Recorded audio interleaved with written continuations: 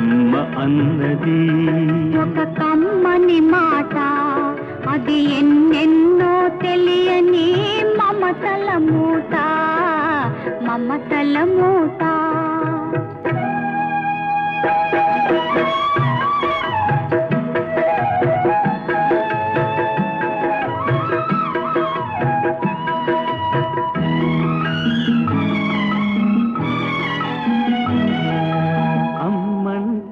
అంతులేని సొమ్మురా, అది ఏ నాటికి తరగని భాగ్యమురా.